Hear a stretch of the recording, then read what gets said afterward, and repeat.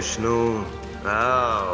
इन तुच्छ देवताओं की तरह तुम भी मेरा कुछ नहीं बिगाड़ पाओगे, क्योंकि मैं अमर हूं।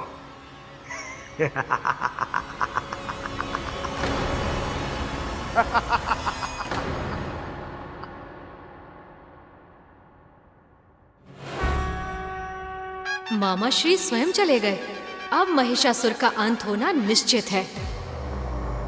आओ आओ विष्णु, आओ। किंतु आने में बड़ा विलंब कर दिया तुमने। अब जब आ ही गए हो तो तनिक क्रीड़ा भी कर कर दिखा ही दो।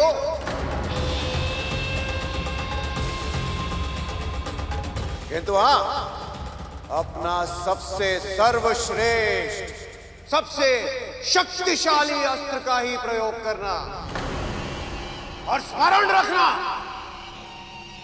तुम्हारे कोई अस्त्र काम नहीं आएंगे। सारे के सारे व्यर्थ हैं।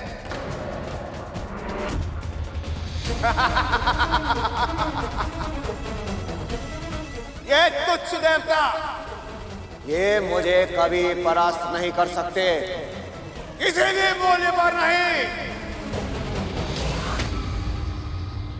ये अहंकार ही तुम्हारे पतन का कारण बनेगा महिषासुर।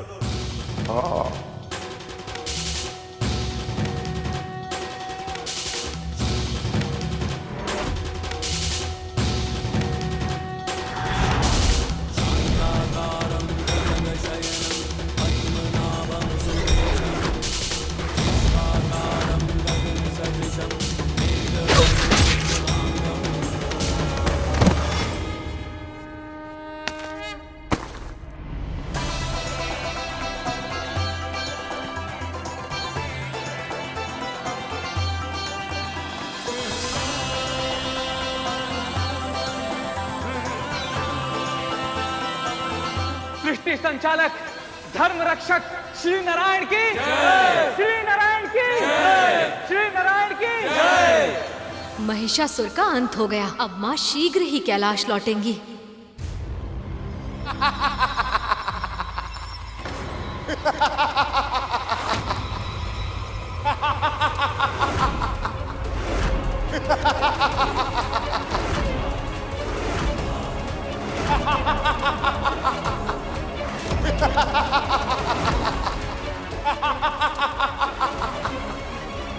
कोई नहीं मार सकता मुझे, कोई नहीं मार सकता महिषासुर को।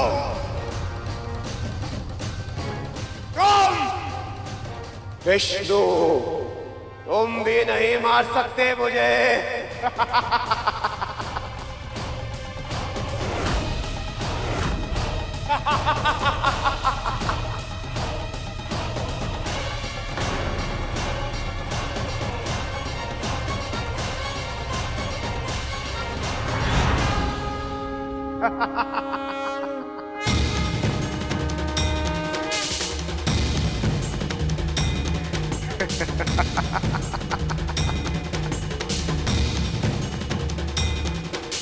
इतिहास में सुदर्शन चक्र से अधिक घातक और कोई अस्त्र नहीं है, पर ये महिषासुर जैसे महाशक्तिशाली असुर का संहार कर पाएगा ना, या फिर ये भी। हे विष्णु, जो आज तक नहीं हुआ वो अब होगा। तुम्हारा ये सुदर्शन चक्र मेरे समक्ष नतमस्तक होगा, और यही इसकी नियति है।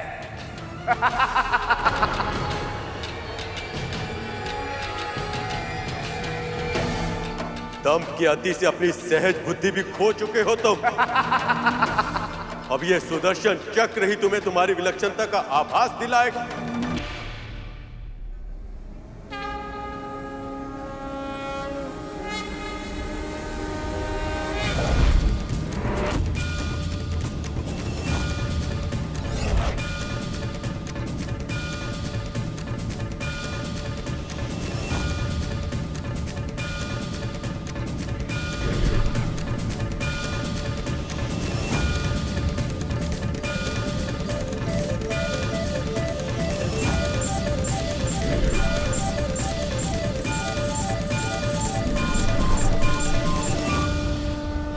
जाइए सखा।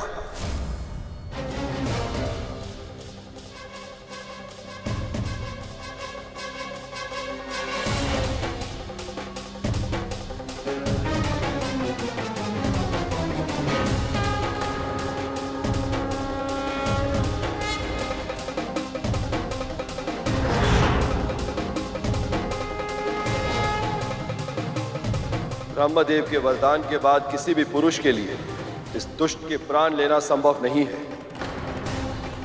यदि आपके सुदर्शन चक्र से इसकी मृत्यु हो गई तो ब्रह्मदेव के वरदान की महिमा भी भंग हो जाएगी।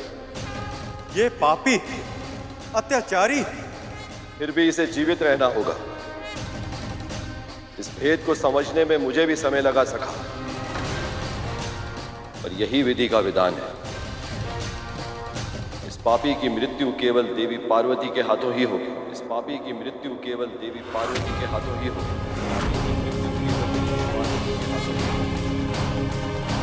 आप निश्चिंत रहें। ये संकल्प देवी पार्वती पहले ही ले चुकी हैं और इस उद्देश्य को पूर्ण करने के लिए वो जल्द ही नया अवतार भी लेंगे।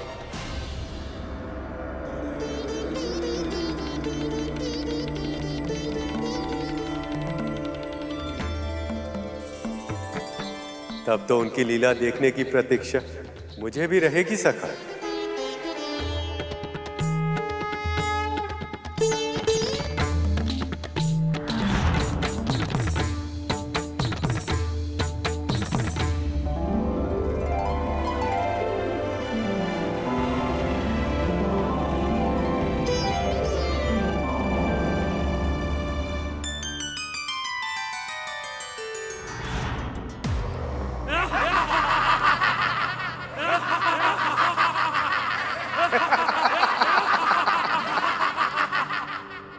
केवल चक्र ही नहीं, इस चक्र का स्वामी और ये तुच्छ देवता सभी भाग खड़े हुए।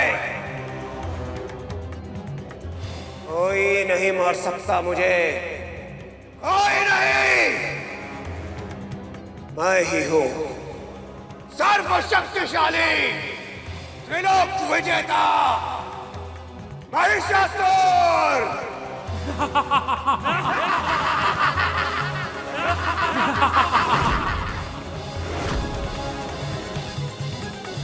जिस महिषासुर को त्रिदेव पराजित नहीं कर पाए, उसका सामना एक स्त्री कैसे कर सकती है? देवी पार्वती केवल एक स्त्री ही नहीं, एक मां भी थी, और एक मां अपनी संतान की रक्षा करने के लिए कुछ भी कर सकती है।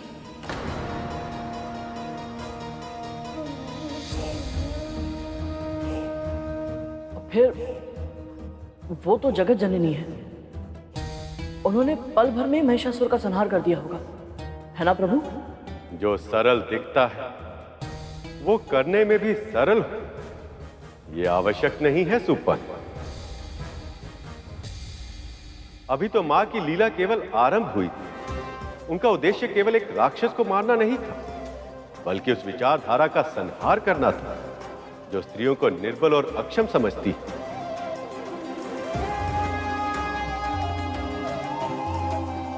मां की इस लीला में भागी बन ऋषि कात्यायन, जो कन्याओं को आदि शक्ति का रूप मानकर उनकी पूजा करते थे और एक बहुत लंबे समय से पुत्री प्राप्त करने के लिए तपस्या भी कर रहे थे।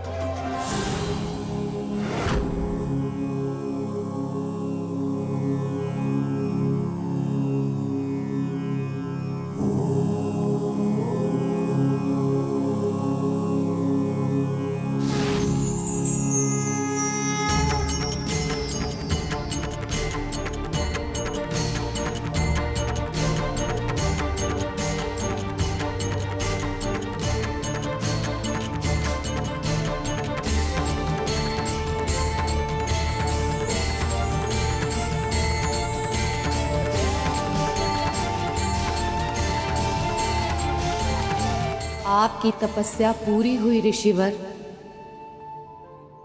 मैं आपकी भक्ति से प्रसन्न हूँ। वरदान मांगिए। माँ, वर्षों से मैंने एक ही स्वप्न देखा है, आपको पुत्री के रूप में पाने का स्वप्न, आपको पुत्री के रूप में दुलार करने का स्वप्न। माँ, पुत्री के रूप में मेरे यहाँ अवतार लीजिए और कन्या के रूप में स्त्री शक्ति के सामर्थ्य को इस संसार के सामने उजागर कीजिए। माँ, तथास्तु।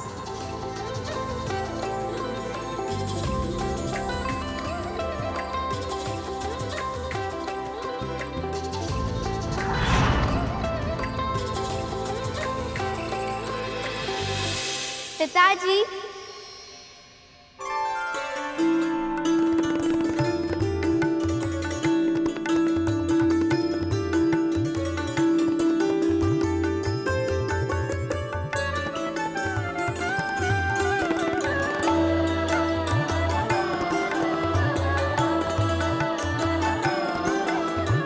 प्रणाम पिताजी।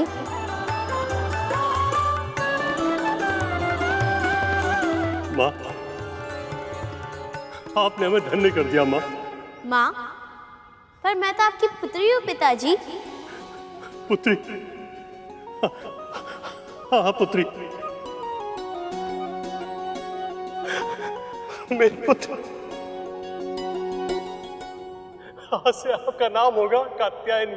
आज से आपका नाम होगा कात्यायनी। आज से आपका नाम होगा कात्यायनी। आज से आपका नाम होगा कात्यायनी। कात्यायन की पुत्री कात्यायनी। कात्यायन की पुत्री कात्यायनी। कात्यायन की पुत्री कात्यायनी। मुझे भूख लगी है, कुछ खाने के लिए दीजिए ना पिताजी। भूख लगी? लाता हूं। वो बस अभी लेके आया। माँ, शक्ति रूप महिषासुर मर्दिनी हेमा कात्यायनी, नारी का आदर्श प्रतीक तू ही जगत की जननी है माँ, तू ही दानव घातिनी है माँ, तू ही दानव घातिनी।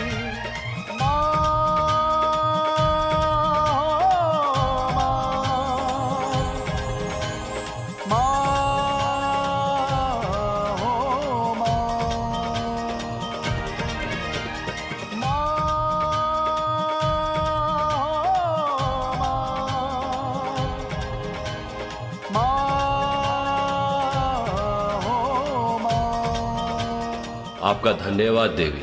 यदि आप और मैं एक दूसरे से दूर नहीं होते तो मैं आपके इतने मनोहरी स्वरूप का दर्शन कैसे कर पाता।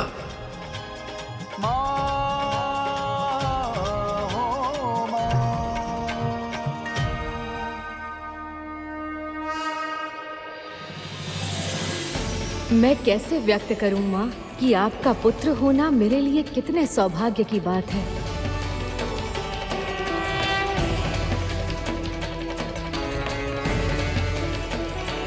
आपके इस रूप के दर्शन करके मैं धन्य हो गया माँ। अब सृष्टि के कल्याण का समय निकट आ रहा है। अब शीघ्र ही महिषासुर का अंत होगा।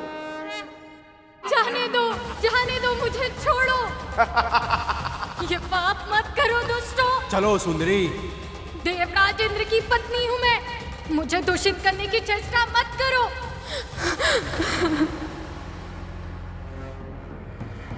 महाराज की चरण वंदना करो सुंदरी।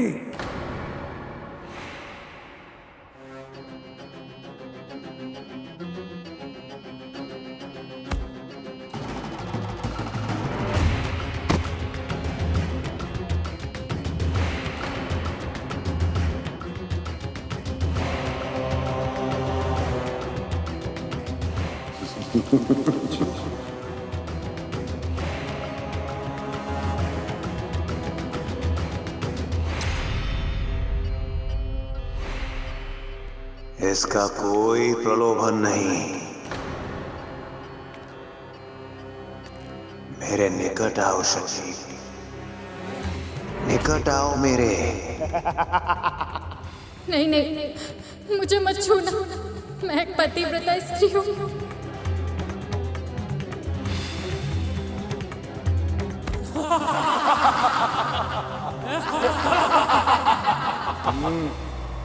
पतिव्रता पत्नी का पति तो मेरा दास है। ये वही है ना जो तुम्हें एक असुर के समक्ष छोड़कर भाग खड़ा हुआ। मुझे स्वीकार कर लो और बन जाओ असुरों की पटरानी। भूल जाओ उस भगोड़े इंद्र को। कदाचित जीवन का आनंद तो भोग विलास में है।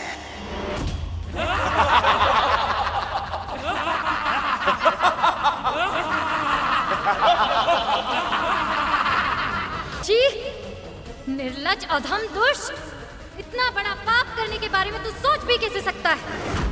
एक स्त्री का इतना बड़ा अपमान। भूल गया कि तेरा जन्म भी एक स्त्री के गर्भ से हुआ है।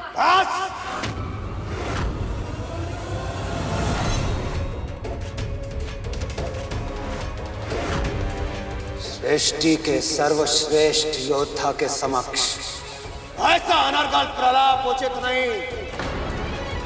अब मैं तुम्हें ज्ञात कराऊंगा क्या है महिषासुर।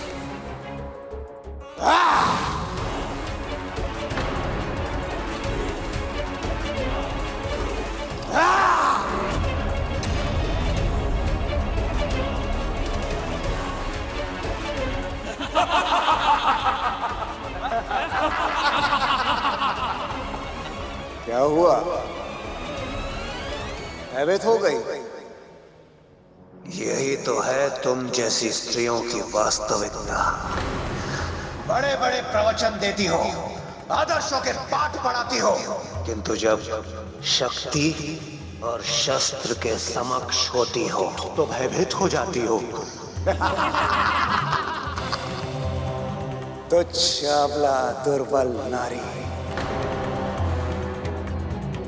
स्मरण रहे, महिषासुर की दया का सागर इतना गहरा नहीं कि तुम असुरों की पटरानी बनने के प्रस्ताव को बार बार ठुकराती रहो और मैं तुम्हें क्षमा कर दूं। अब मेरी ये तलवार तुम्हें रक्त स्नान करवाएगी।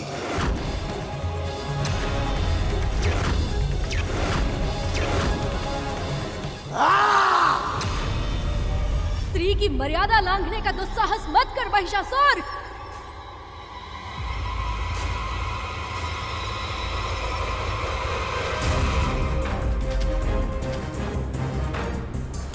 तुझे क्या लगता है दुष्ट कि तुझे कोई पराजित नहीं कर सकता? स्त्री को अबला समझता है तू? मूर्ख! एक स्त्री ही तेरी मृत्यु का कारण बनेगी।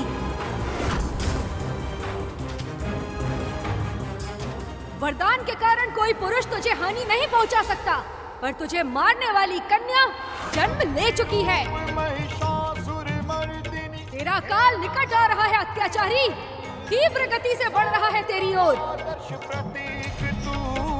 तू ही जगत की जननी है माँ, तू ही दानव घातिनी है माँ, तू ही दानव घातिनी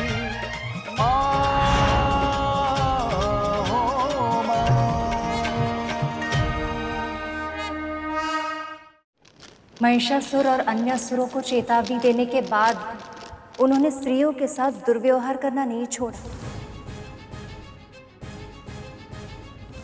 उधर दूसरी ओर देवी पार्वती कात्यायनी रूप में अवतार लेने के बाद उस लीला में इस तरह लीन हो गई थी जैसे वो अपने अवतार का वास्तविक उद्देश्य ही भूल गई।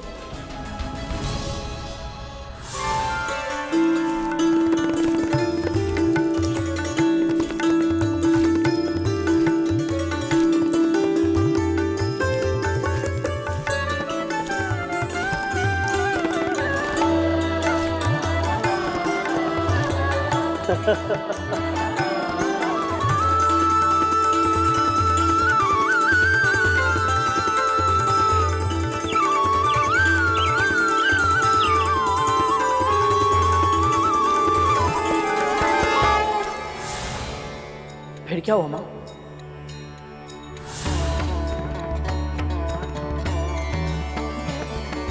ये तो केवल देवी की ही लीला है।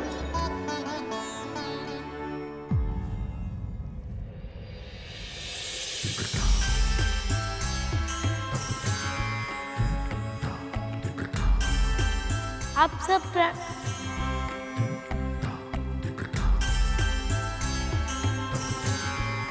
ये कहाँ भाग गई?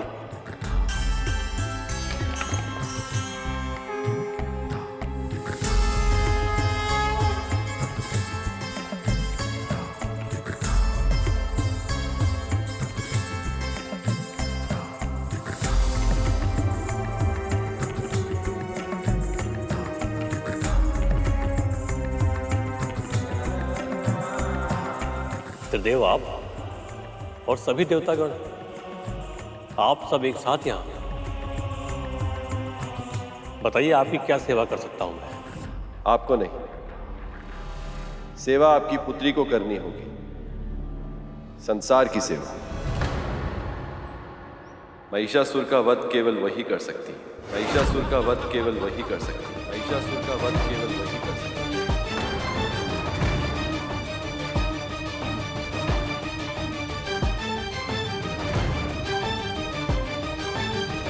महिषासुर का वध।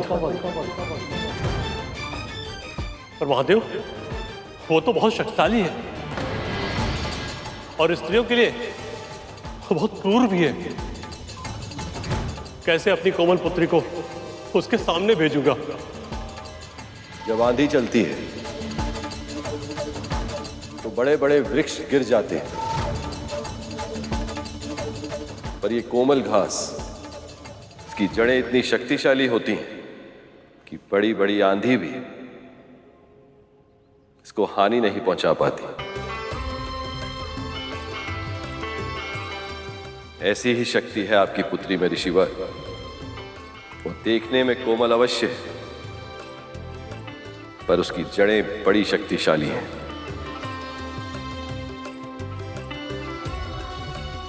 इस संसार में केवल वही है जो महिषासुर को पराजित कर सकती है। आपकी पुत्री ऋषिवर कात्यायनी। मेरी पुत्री?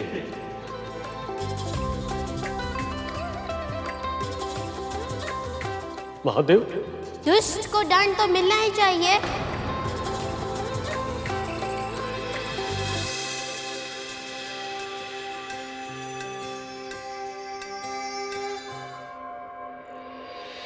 शक्ति रूप महिषासुर मर्दिनी हेमा कात्यायनी, नारी का आदर्श प्रतीक तू ही जगत की जननी। पर कैसे पिताजी? पर मैं तो छोटी हूँ ना। आपकी लीला बहुत मनोरम है माँ, पर इस समय आपके संतानों को आपकी बहुत आवश्यकता है। स्त्रियों पर महिषासुर का अत्याचार निरंतर बढ़ता ही जा रहा है, इसलिए दया कीजिए माँ, अपना ये अवतार शीघ्र ही पूर्ण कीजिए।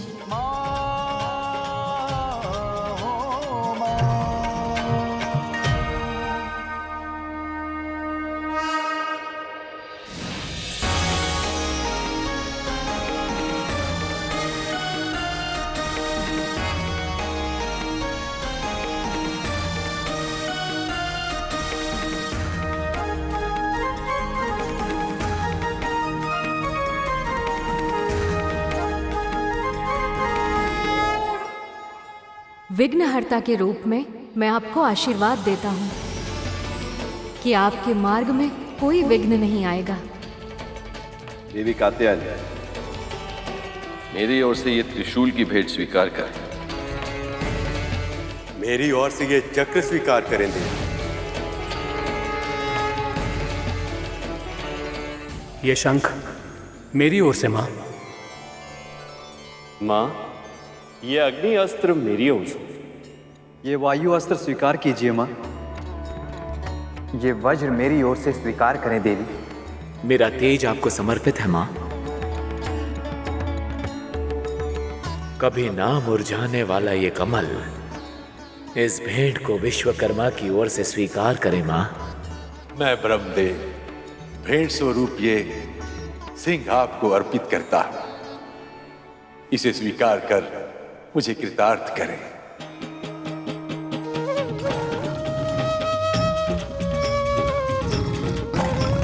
शक्ति रूप महिषासुर मर्दिनी हेमा कात्यायनी, नारी का आदर्श प्रतीक तू ही जगत की जननी है माँ, तू ही दानव घातिनी है माँ, तू ही दानव घातिनी।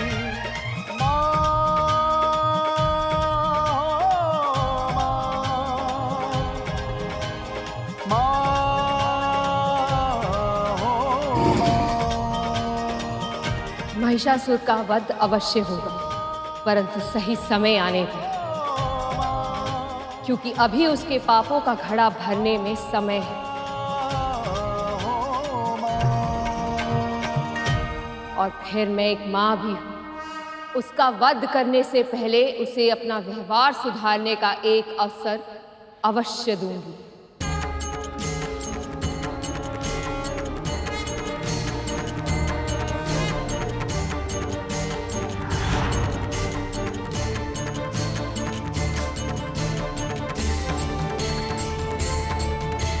प्रणाम पिताजी। आपकी पुत्री बनना मेरे लिए सौभाग्य था। आपने मुझे इतना प्रेम, इतना दुलार दिया कि अब आपको छोड़कर जाने की तनिक भी इच्छा नहीं हो रही।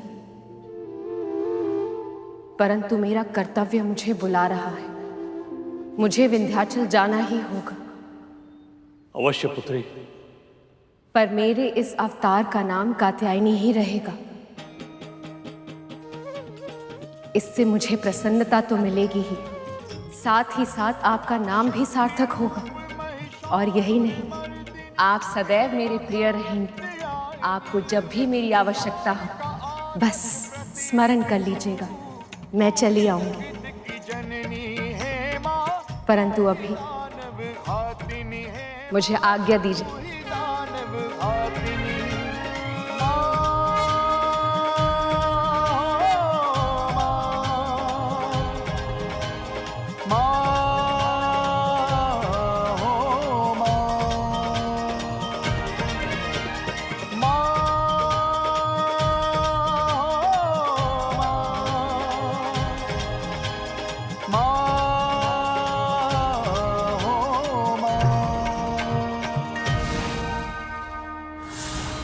और फिर मां कात्यायनी सिंह पर आरूढ़ होकर विंध्याचल चली गई।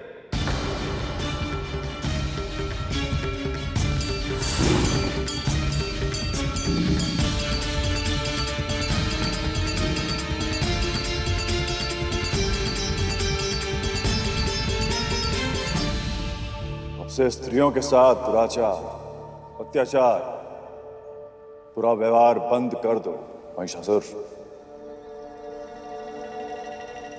अर्थात मैं एक स्त्री से भयभीत हो जाऊं। गुरुदेव, कदाचित आप ये भूल रहे हैं, आप ही के मार्गदर्शन में केवल वो तुच्छ देवता ही नहीं, स्वयं नारायण भी मेरा कुछ नहीं बिगाड़ पाए। तो फिर एक दुर्बल अबला नारी। स्त्रियों को अबला समझकर उनका शोषण करना संसार की सबसे बड़ी मूर्खता है असुरराज। स्मरण रखो, नए जीवन को जन्म देने की शक्ति केवल स्त्री के पास होती है, और जो रचना करने में सक्षम है, विनाश भी उसी के संकेतों पर नृत्य करता है। किंतु गुरुदेव, मेरा सजन की गोद में खेलता है विनाश। गुरुदेव,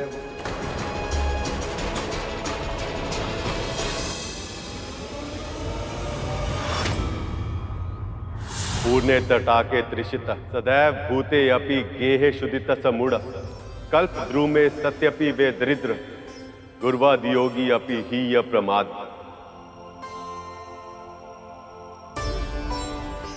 अर्थात जो व्यक्ति गुरु प्राप्त होने के बाद भी अज्ञानी बना रहे उस ज्ञान के अनुरूप आचरण न करे तो वो मूर्ख, जल से भरे सरोवर के निकट होते हुए भी प्यासा, घर में अनाज होते हुए भी भूखा और कल्प वृक्ष के निकट होते हुए भी दरिद्र ही होता है।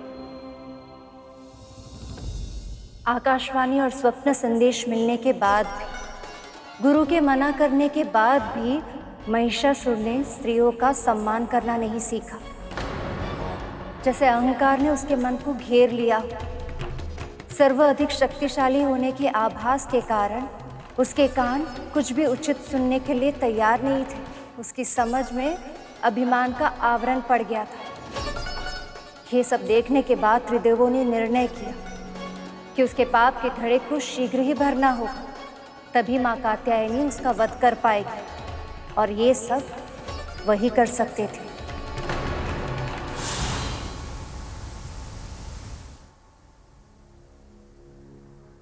ऐसे ही अपनी सेवाओं से हमें प्रभावित करती रहो।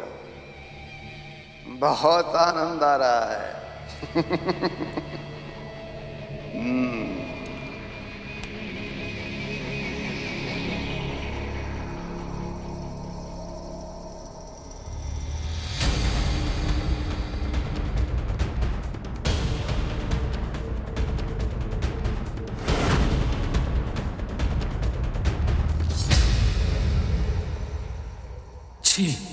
अनाचार और व्यभिचार का गढ़ है ये स्थान। नारायण नारायण।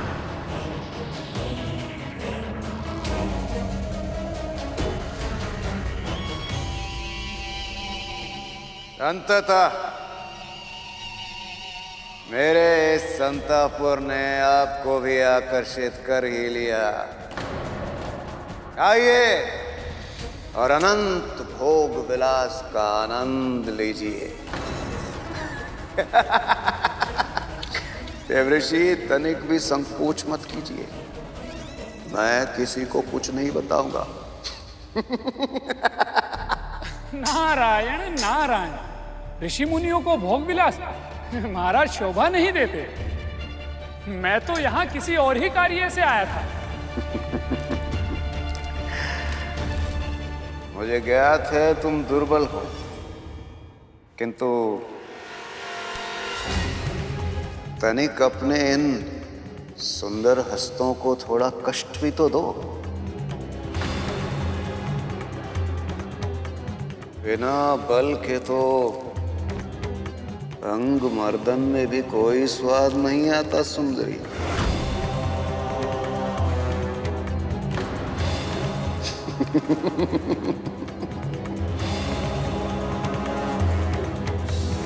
कितना घिनौना है ये असुर। हाँ, तो किस विषय में चर्चा करना चाह रहे थे आप देवऋषि? आप तो जानते हैं कि स्वर्ग के सहज संचालन में मैं सहायता करता हूं, और एक मार्गदर्शक होने के नाते मुझे लगता है कि आपको अपना उत्तराधिकारी चुन लेना चाहिए,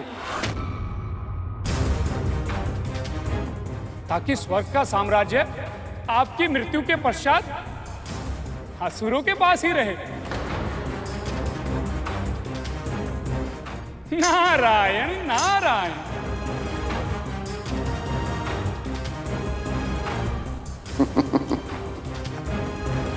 मृत्यु और मेरी त्रिलोक विजेता महिषासुर की मृत्यु,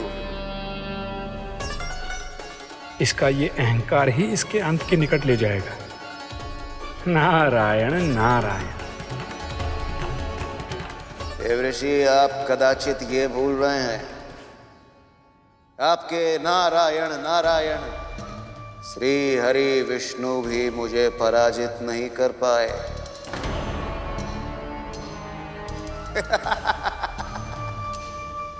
कौन मारेगा मुझे? कौन मारेगा? कात्यायनी कात्यायनी कात्यायनी।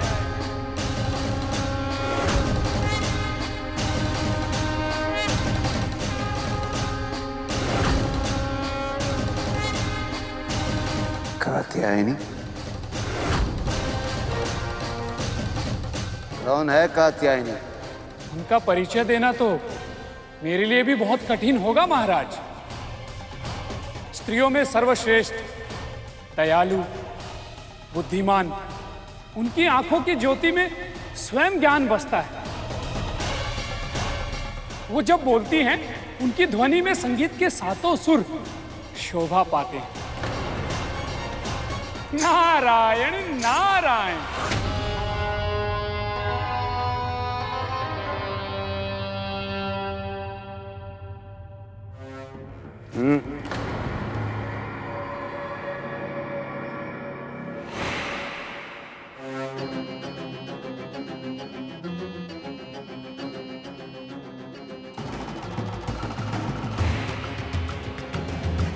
जिस स्त्री की तुम इतनी प्रशंसा कर रहे हो, ऐसी स्त्री को तो केवल मेरी पटरानी बनना चाहिए। आपको सावधान करना मेरा कर्तव्य है महाराज। इस बारे में सोचिए भी मत।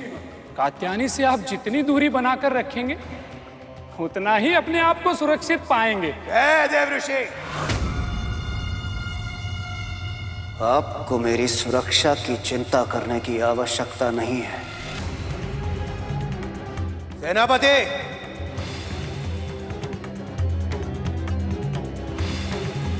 जाओ और उस स्त्री को मेरे समक्ष लेकर आओ। यही तो है मेरी योजना। कैसे भी तुम लोग बस माता के पास पहुंचो। एक बार वो मेरी रानी बन जाए, उसके बाद उसका मुझे मार पाना तो असंभव होगा। वो स्वयं ही मेरी दीर्घायु के लिए जब तक व्रत रखेगी। संसार की सर्वश्रेष्ठ सुंदरी, यही कहा था ना तुमने नारद? उसके सौंदर्य का आंकलन करने के लिए अब मुझसे और प्रतीक्षा नहीं होती। सेनापति, जाओ और अभी इसी क्षण उस स्त्री को मेरे समक्ष लेकर आओ।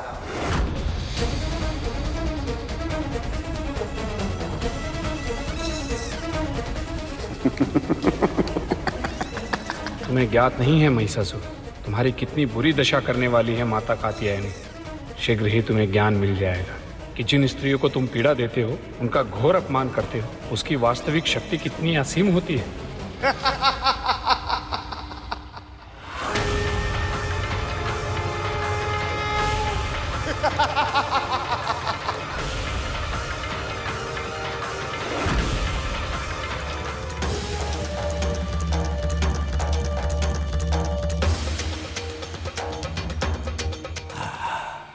इतनी अच्छी सुगंध।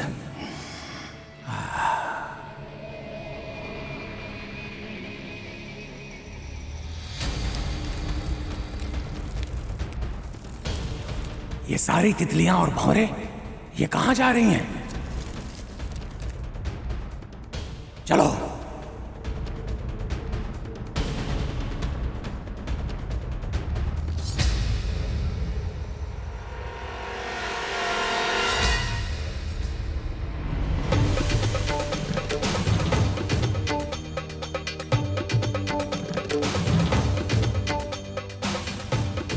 लगता है ये वही मनोहरी स्त्री है जिसके विषय में वो देव ऋषि नारद बोल रहा था।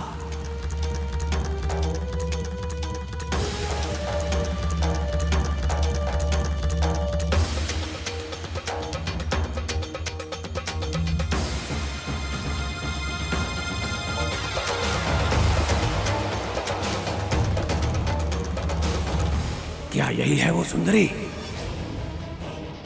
इसी से आ रही है सुगंध।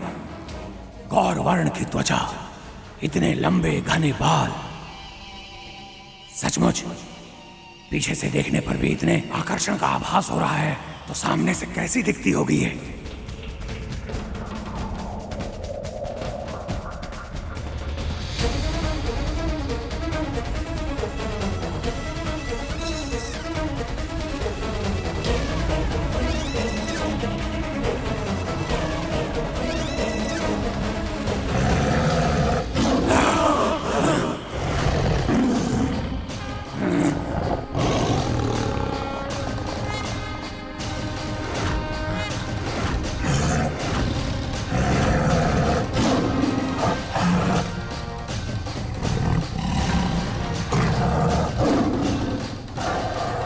की दहाड़ सुनकर भी इसने अपने बालों में पुष्प गूंथना नहीं छोड़ा। क्या इसे सिंह से भी भय नहीं है?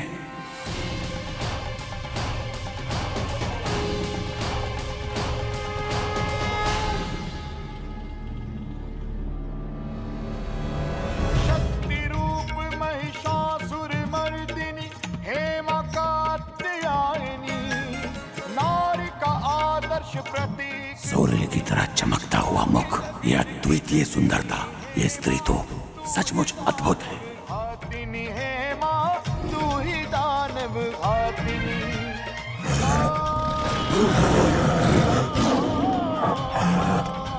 अच्छे बालक ऐसे क्रोध नहीं करते। इस स्त्री ने तो इतने भयानक सिंह को भी पालतू बनाया हुआ है। कौन है आप सब? क्या चाहिए मुझसे? क्यों आए हैं यहाँ? आपको हमारे साथ चलना होगा। त्रिलोक विजयी, स्वर्ग के स्वामी, महाशक्तिशाली महाराज महिषासुर आपसे विवाह करना चाहते हैं।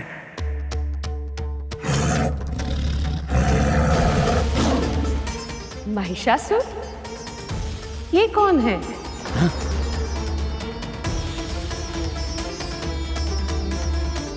तुम पूरी तरह से अज्ञानी हो या किसी और संसार से आई हो कि तुम्हें असुर राज महिषासुर के बारे में भी नहीं पता। उनका नाम सुनते ही तो बड़ी बड़ी राजकुमारियां भी भय से कांप उठती हैं। इतने पराक्रमी है वो कि उन्होंने स्वयं नारायण को भी पराजित कर दिया है। अरे अरे, बस बस बस। तुम्हारा ये व्यर्थ प्रलाप सुनकर तो मेरा सिंह भी उबासियां मार रहा। तो फिर ऐसे व्यक्ति में मुझे रुचि कैसे हो सकती है भला? जाओ कह दो अपने महाराज से कि मुझे उनसे विवाह स्वीकार नहीं। हमारे स्वामी का प्रस्ताव अस्वीकार करने का साहस भी कैसे किया तुमने?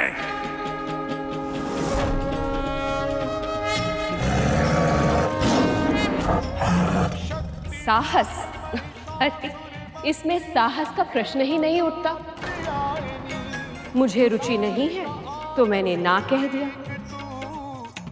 अब तुम्हारे महाराज ने स्वयं देवराज इंद्र को पराजित किया है या स्वयं नारायण को पराजित किया है, मुझे इससे कोई अंतर नहीं पड़ता।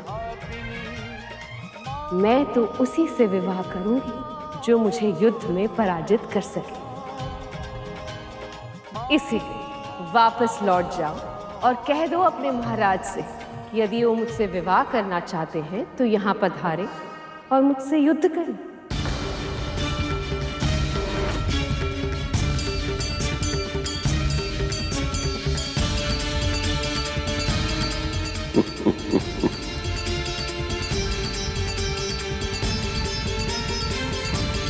पिताश्री, युद्ध तो परिहास का विषय नहीं है, तो फिर आप हंसे क्यों पिताश्री? क्योंकि इन असुरों को आभास तक नहीं है कि इतने अभिमान से ये किससे बात कर रहे हैं।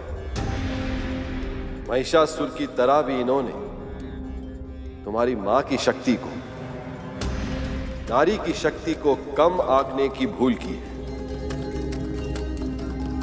अब मेरी रुचि तो ये जानने में है कि इनके साथ अब आगे क्या होने वाला है।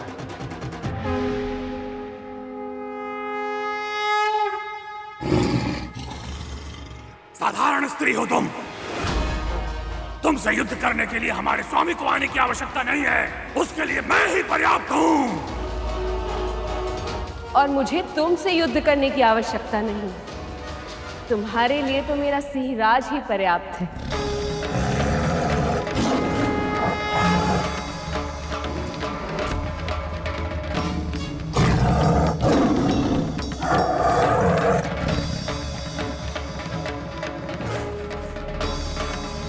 जाओ सिंहराज, जरा अच्छे से पाठ पढ़ाओ।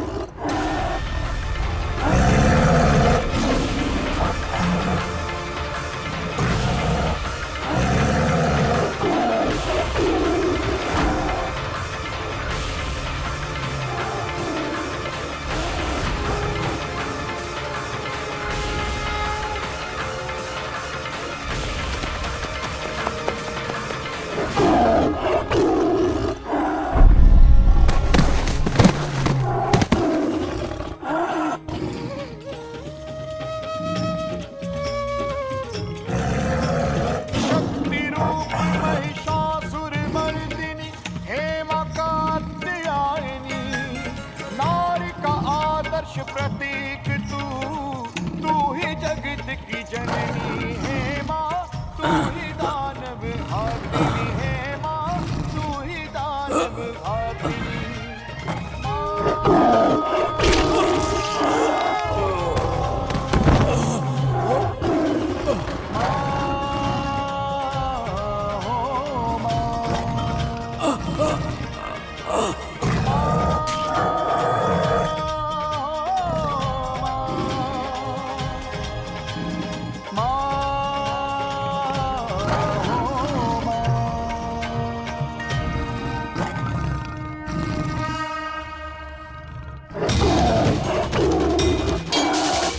रक्षा कीजिए, रक्षा कीजिए देवी, रक्षा कीजिए देवी, रक्षा कीजिए। ठहरो सिराज।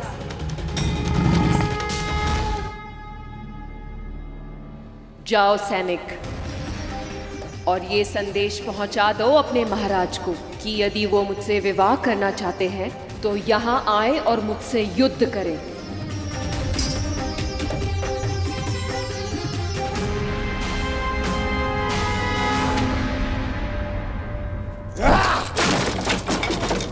तुम एक साधारण स्त्री से पराजित होकर नहीं, बल्कि उसके पालतू पशु से भी पराजित होकर आए हो, और तुम्हारा इतना दुस्साहस कि तुम मुझे सुझाव दो कि मैं स्वयं जाकर उससे युद्ध करूं।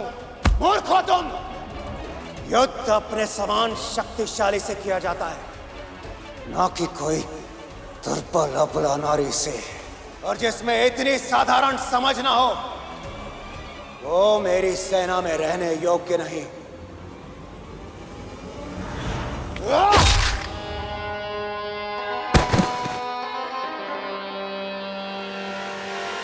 विंध्याचल के लिए कूच करने की तैयारी करो। अब तो उस स्त्री को मैं अपनी पत्नी बनाकर ही रहूंगा, प्रेम से नहीं तो बल से ही सही। हे प्रभु, ऐसे दुर्वचन तो सुनना भी पाप है। केवल मां के बारे में ही नहीं, किसी भी स्त्री के बारे में कोई भी पुरुष ऐसी घिनौनी सोच कैसे ला सकता है?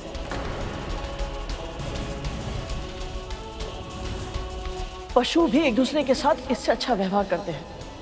सही कह रहे हैं भैया जी। जब एक गाय गर्भवती होती है तो एक सांड उसके भाग का घास चरना तो दूर की बात, उसे सूंघता भी नहीं है। वो भी एक माँ का सम्मान करना जानता है। पर ये महिषासुर, ये तो पशुओं से भी गया गुजरा है। नीचता की हर हद पार कर दी इसने। देवी ने उस राक्षस का वध कैसे किया, ये जानने के लिए ना अब तो हम भी व्याकुल हैं। ऐसे महादुष्ट को तो कठोर दंड बिल्कुल मिलना चाहिए। उसका दंड तो ऐसा होना चाहिए कि ऐसा दुष्कर्म करने से पहले उसके मन में विचार बार बार आए, और यदि ऐसा कर्म करने का विचार आए तो दंड के बारे में सोचकर उसका हृदय ऐसे कांप जाए, मां भगवती की कृपा से।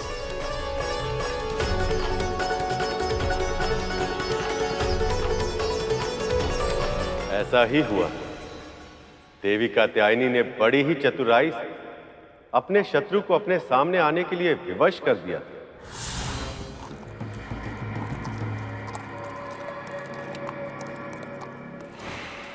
पापी का अंत सुनो, पापी का अंत अब। काल आए और इसे दबोच ले। बहुत अभिमान है इस दुष्ट को, बहुत बुरी मृत्यु मिले तुझे।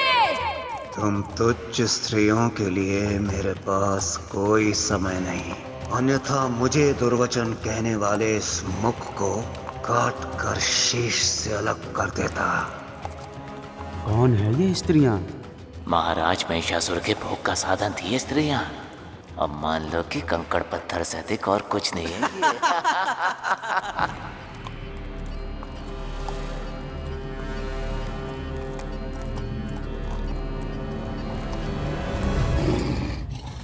तुमने तो रक्तपान भी कर लिया सिंहराज, फिर भी इस मूर्ख का अभिमान समाप्त नहीं हुआ। पर अब इसे दंड देने का अवसर आ गया है।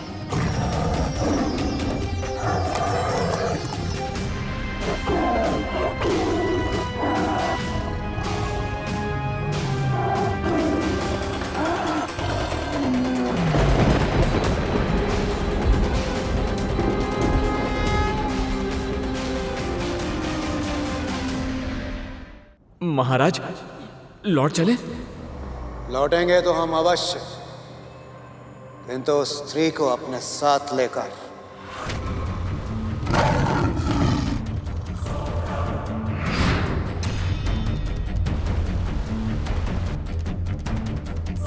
कहाँ गई?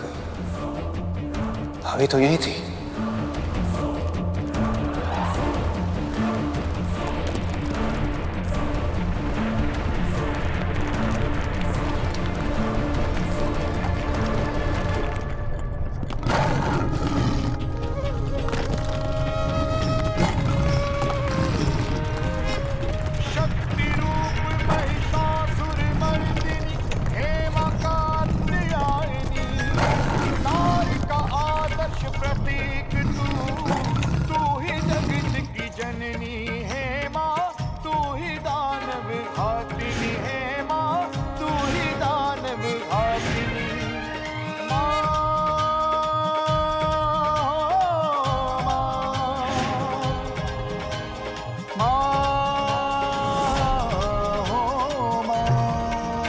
अद्भुत।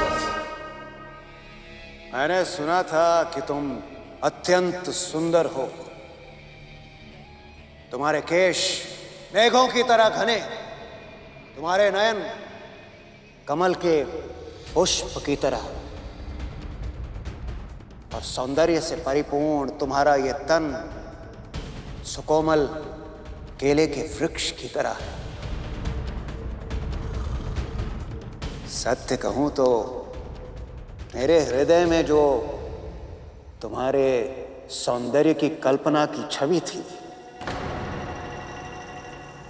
तुम्हारे वास्तविक रूप के समक्ष वो कुछ भी नहीं है, कुछ भी नहीं। मैं आया तो था तुम्हारा वध करने, किंतु यदि तुम चाहो तो मुझसे विवाह कर अपने प्राणों की रक्षा कर सकती हो। विधाता ने तुम्हें ऐसा अद्वितीय सौंदर्य रणभूमि में व्यर्थ करने के लिए नहीं दिया, बल्कि मेरे सिंहासन की शोभा बढ़ाने के लिए दिया है। यदि तुम्हारी यही इच्छा है तो फिर इतनी बातें क्यों कर रहे हो? मुझसे युद्ध करके मुझे पराजित क्यों नहीं करते? यदि मुझसे विवाह करना है तो मेरी शर्त का पालन तो करना ही होगा।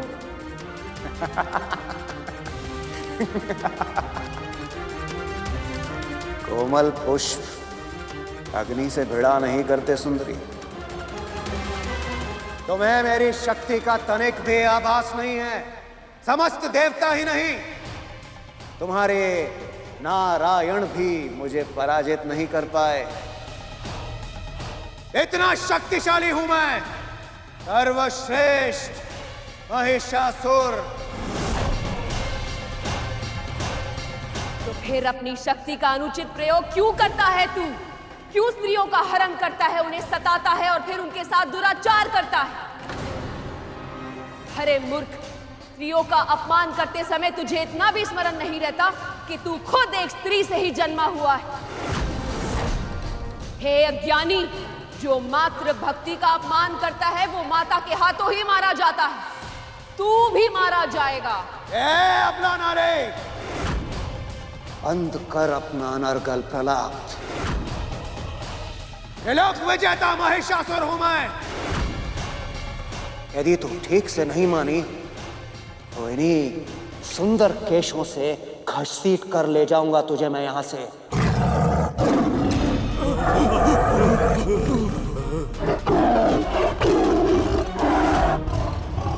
तू मुझे छू भी नहीं सकता मूर्ख।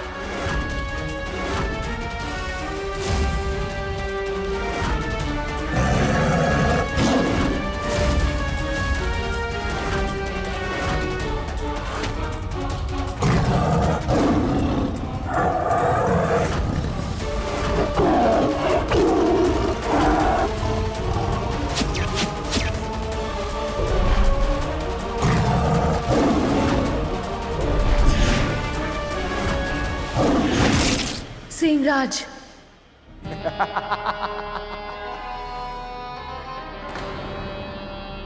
बड़ी देर से व्यर्थ में गर्जनाएं कर मेरी सेना को भयभीत करने का प्रयास कर रहा था ये सिंह। अपने बाणों से मैंने इसके मुख को सदा सदा के लिए बंद कर दिया।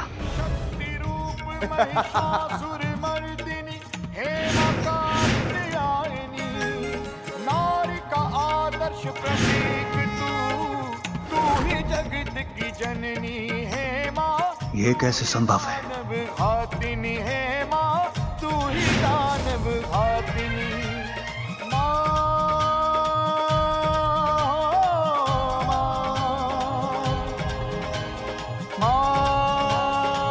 प्राण लेने वाले से रक्षा करने वाला सदैव बड़ा होता है महिषासुर। अब भी समय है, वापस लौट जा। अबला नारे! महिषासुर एक बार कोई निर्णय ले ले तो फिर उसे काल भी नहीं बदल सकता। सेना आक्रमण!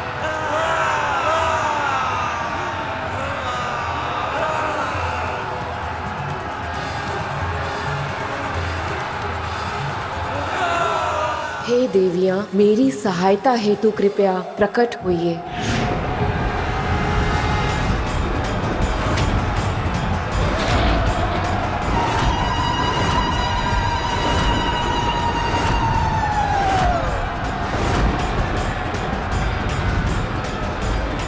जिस जिसका आवाहन कर सकती हो कर लो स्त्री।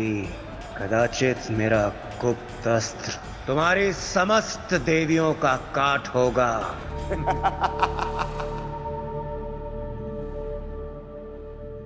ये तो दुर्बल स्त्रियों की सेना है।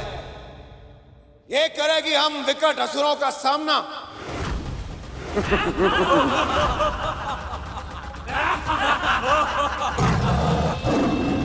चूड़ी पहनने वाले हाथ केवल करची और बेलन चलाने के लिए होते हैं, ना कि अस्त्र उठाने के लिए। प्रतीत होता है तुम ऐसे नहीं मानोगी। तो आओ आओ, देखो हम असुरों का पराक्रम।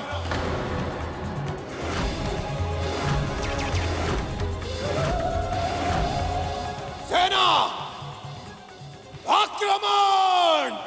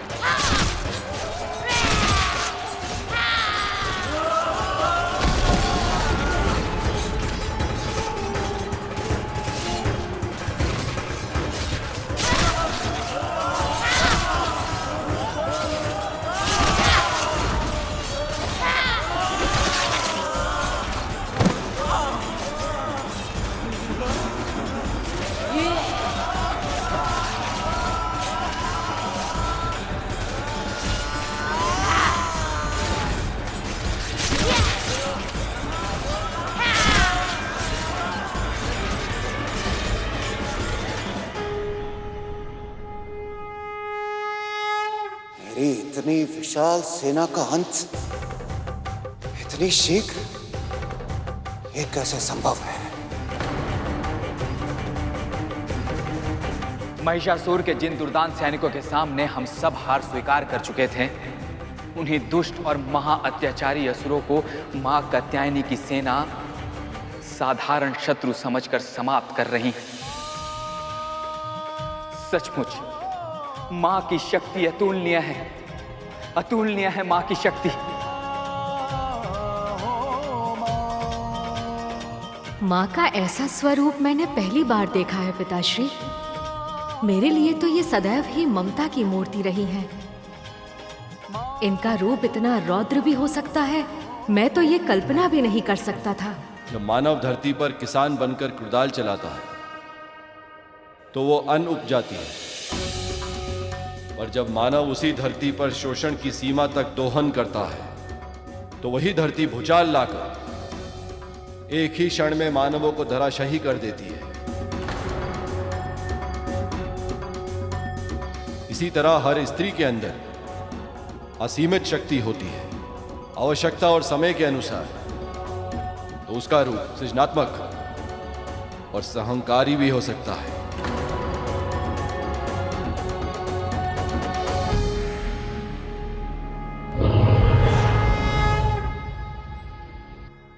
मेरी इतनी विशाल काय सेना का अंत इतना शीघ्र इसने कैसे कर दिया? जिस स्त्री शक्ति को तू दुर्बल समझ रहा था, उसने क्षण भर में ही तेरी पूरी सेना समाप्त कर दी। कड़छी और बेलन थामने वाले हाथों के सामने तेरे विकट असुर योद्धा सूखे पत्तों की तरह भूमि पर ढेर हो गए। अब तेरा भी अंत होगा महिषासुर। स्त्री, वो मेरा अंत नहीं कर सकती। मैं महिषासुर, मैं करूंगा तेरे अभिमान का अंत। तूने अपना शक्ति प्रदर्शन कर लिया, अब देख मैं दिखाता हूं तुझे अपनी शक्ति।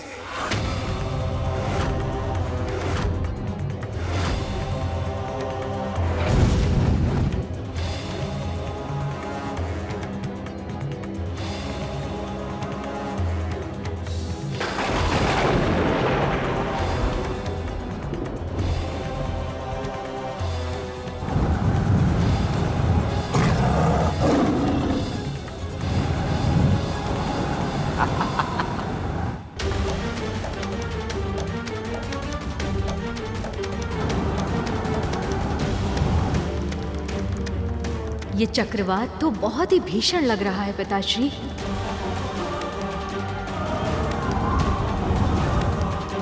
ये कितना भी भीषण ही क्यों ना हो गणेश, पर तुम्हारी मां के क्रोध से इस संसार में कुछ भी भीषण नहीं हो सकता, कुछ भी नहीं।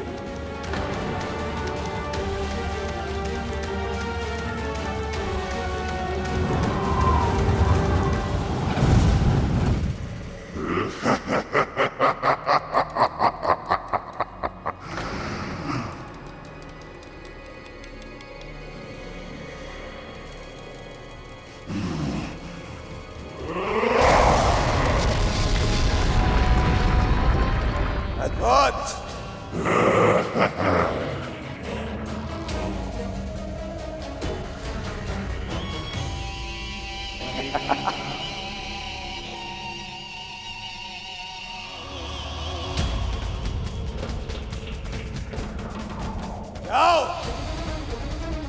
जाकर अपने जन्म के उद्देश्य को सार्थक करो।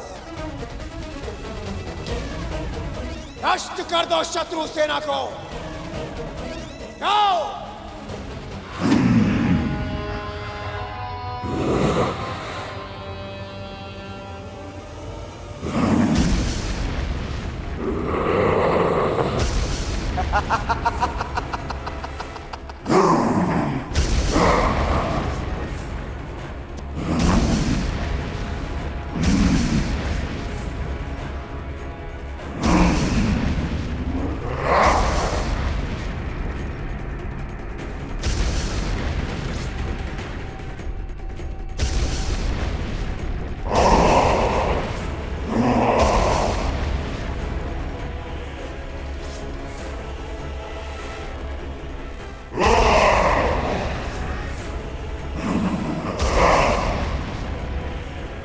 उसे नहीं,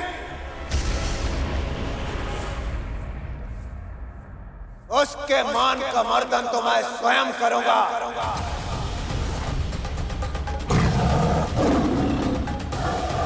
जाओ।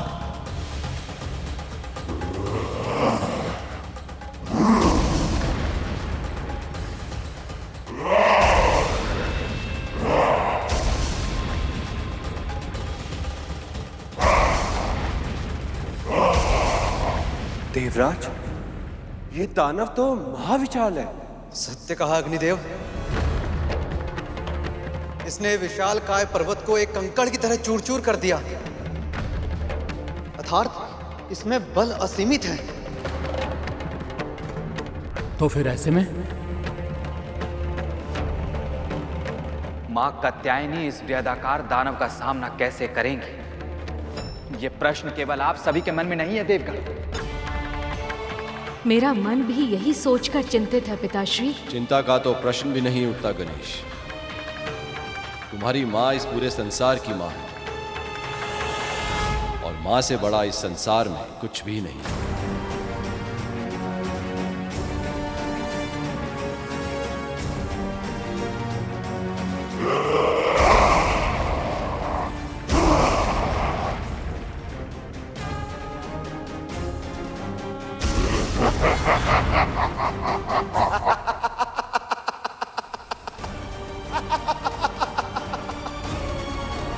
ये स्त्री सेना तो भयभीत होकर लुप्त हो रही है। ऐसी ही भयभीत होती रहना, कदाचित यही तुम्हारी नियति है।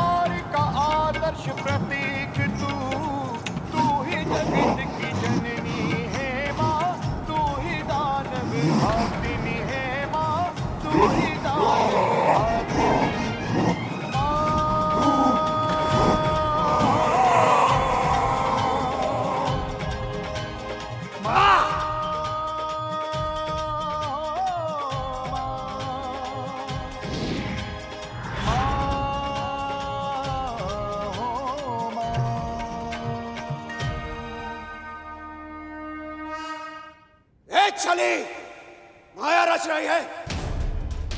यदि साहस है तो वाह, आकर युद्ध कर महिषासुर से।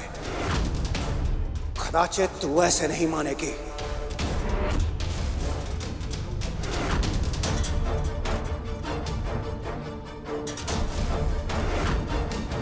माँ का ऐसा स्वरूप देखने के बाद भी इसके मन से दुष्टता समाप्त नहीं हुई। हाँ प्रभु, ये तो बड़े ही अचरज की बात है। अपनी पूरी सेना और उस विशाल दानव की दशा देखने के बाद भी इसके मन में यह आभास नहीं हुआ कि ये माँ के सामने कितना तुच्छ है। अभिमान का दुर्गुण ऐसा ही होता है नंदी। आंखों के सामने सत्य उपस्थित होता है, पर अभिमानी उसे देख नहीं पाता। देवी कात्यायनी के सत्य से जितना दूर जाएगा, इसका अंत उतना ही बुरा होगा।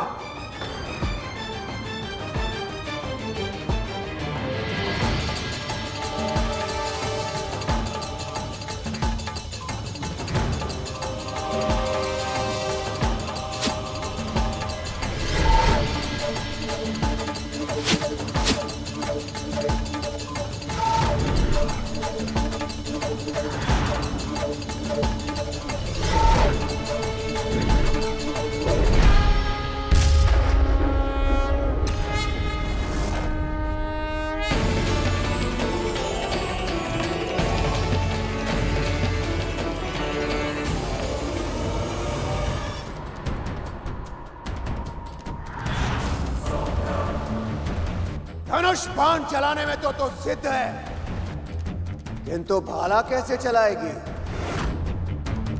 उसके लिए तो शक्ति चाहिए। कैसे सामना करेगी तू मेरा?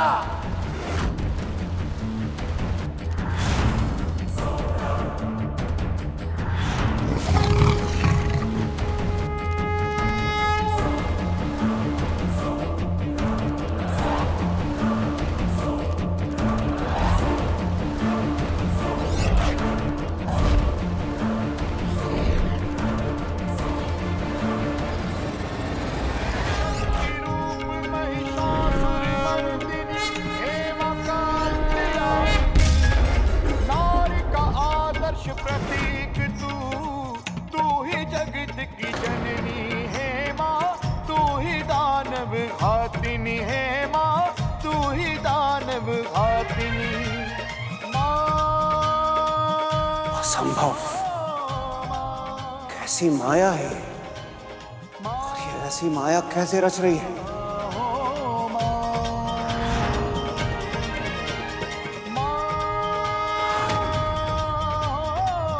इंद्र का वज्र,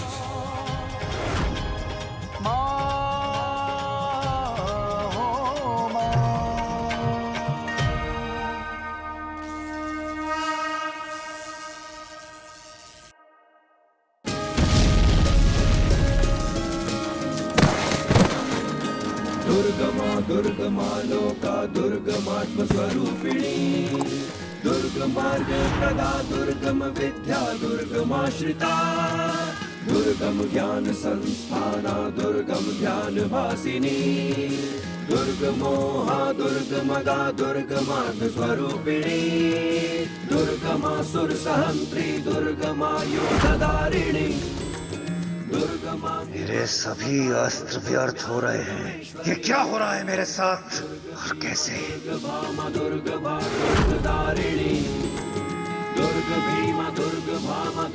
ये सभी अस्त्र पहले भी माँ की शक्ति से ही संचालित थे, पर आज माँ के हाथों में आकर इनका अधिकतम उपयोग संभव हो गया है, जिसके कारण ये अस्त्र और भी अधिक सार्थक हो गए हैं। सचमुच सचमुच माँ की शक्ति अतुलनीय है, अतुलनीय है माँ की शक्ति।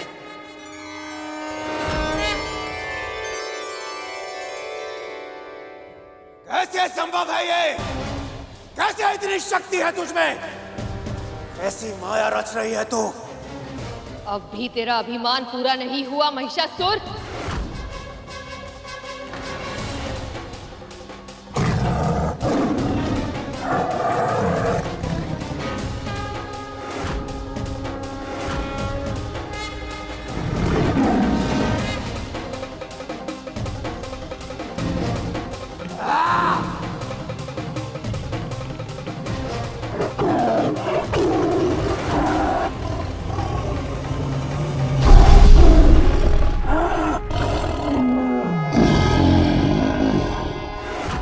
दिखाता हूं तुझे महिषासुर का असली रूप।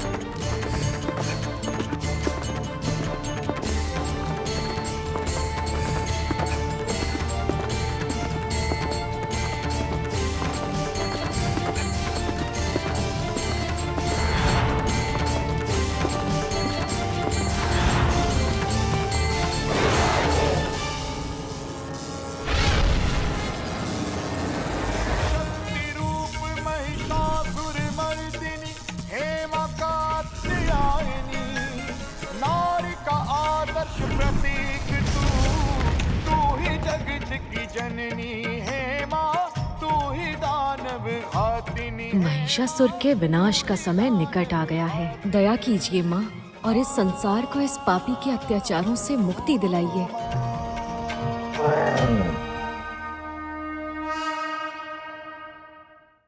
पक्षीराज गरुड़ के साहस भरे कारनामे देखने के लिए चैनल को सब्सक्राइब करें और साथ ही बेल आइकॉन दबाना न भूलें।